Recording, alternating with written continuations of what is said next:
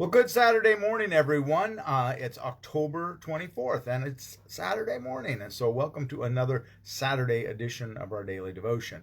And since it's Saturday, we'll typically try to take a smaller bite, a very small bite. We've been taking some small bites lately, alternating big and small, I guess. But today we're just going to look at two verses, but we're going to back up to where we were yesterday and take a run at these two verses.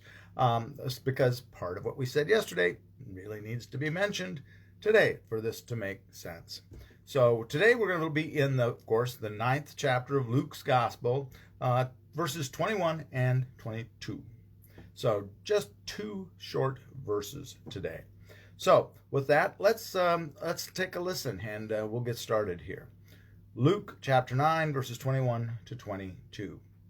He sternly ordered and commanded them not to tell anyone, saying, "The Son of Man must undergo great suffering and be rejected by the elders, chief priests, and scribes, and be killed, and on the third day be raised." And of course, in order to make sense of that, he sternly ordered them, commanded them not to tell anyone what?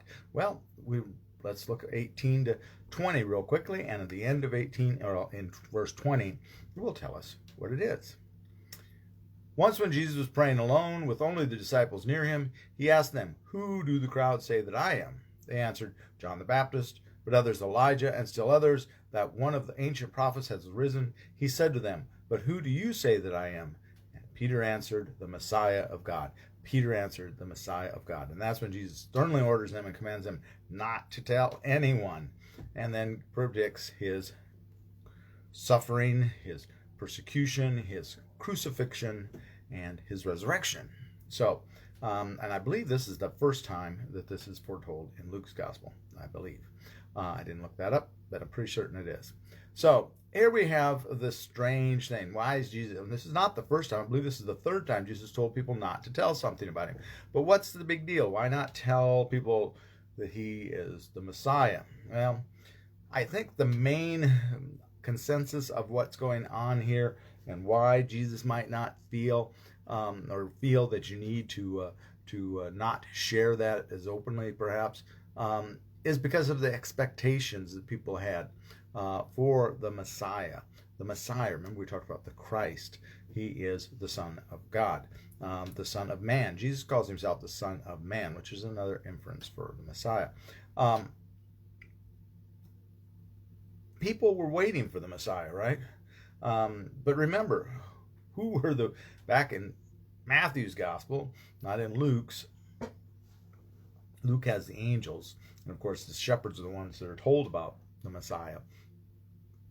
But in Matthew's Gospel, who are the people that recognize the signs of the time and correctly know that the Messiah is being born? Well, it's the wise men, and the wise men, of course, are not Jewish. They're most likely, I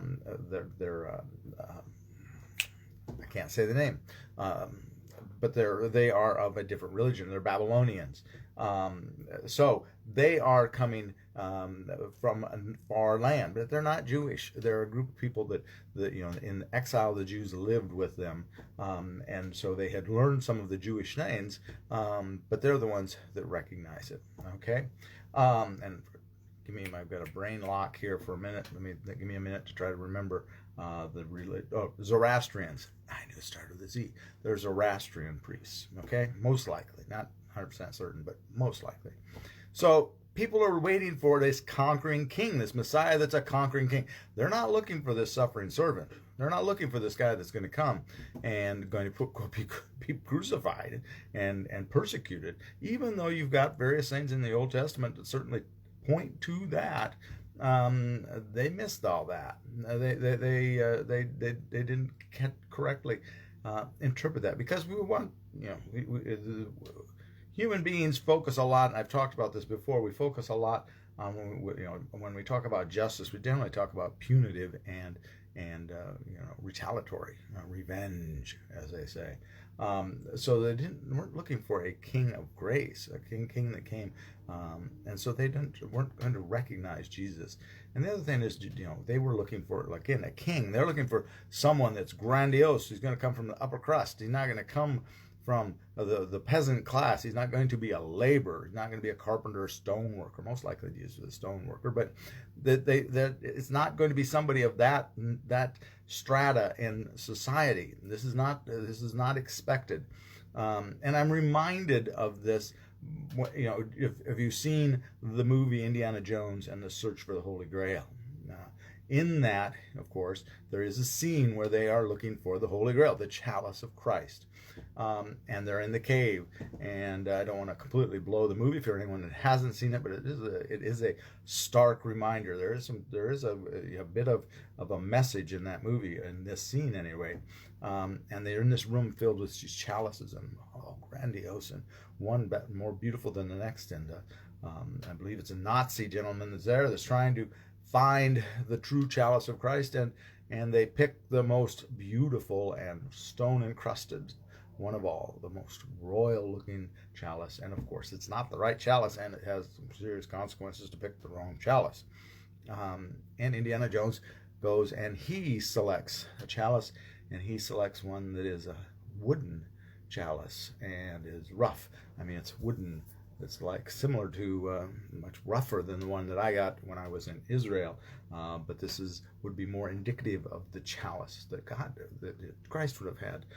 Though in the movie, and like here, it is interesting that it has been laden with a gold. Here, this is not real gold, but I'm sure in the movie it's probably a 24-karat gold inside. But who knows? This is a movie prop.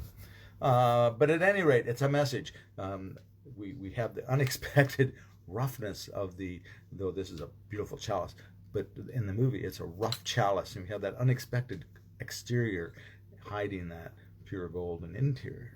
Just a bit of theology thrown into a movie.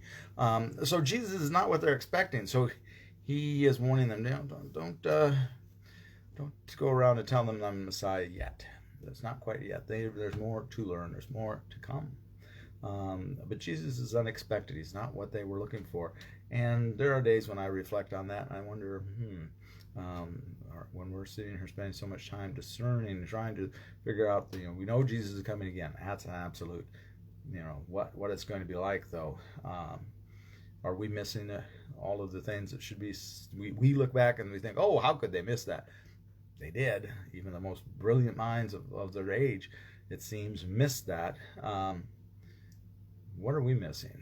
What are we going to, what are the next, after the second coming? Of course, I'm not sure that there's going to be a need for Scripture, because we're all going to be on the same wavelength, I guess we could say, I suspect. I don't know. But is there something that we're missing too? And that question mark, we should always bear that in mind, because here we certainly see that. We always should watch when we're reading Scripture for a message to us. And the message, I think, here is not to think we're too wise, though we're wiser than we really are. That Jesus is the way. We know that. But Jesus probably has a few tricks up his sleeve for us yet. It's going to be an interesting ride. Whether we're still breathing air when the second coming comes or not, we do believe in the resurrection, the general resurrection, and I believe all of us will know what the true meaning is, and look forward to that glorious day. So with that, I'm going to let you go, and we will pick up tomorrow with, I believe we're going to, or not tomorrow, Monday. Tomorrow we have church. Tomorrow we will have church at 10 o'clock. We'll be live stream also, but please, hey, if you're up to it and you're in Lake City, come on down and join us for worship. But on Monday we'll be biting off verses 23 through 27, I believe, is what we're going to tackle on Monday. But I do want to let you all know that we are restarting the Sunday night group, where we gather to spend some time and study. And we will be studying a book called Building Hope, is what we're going to be looking at. We'll just be handing the books out tomorrow night. That's at 6 o'clock, and we usually, we see if we go as long as we used to. We usually was in about an hour and a half.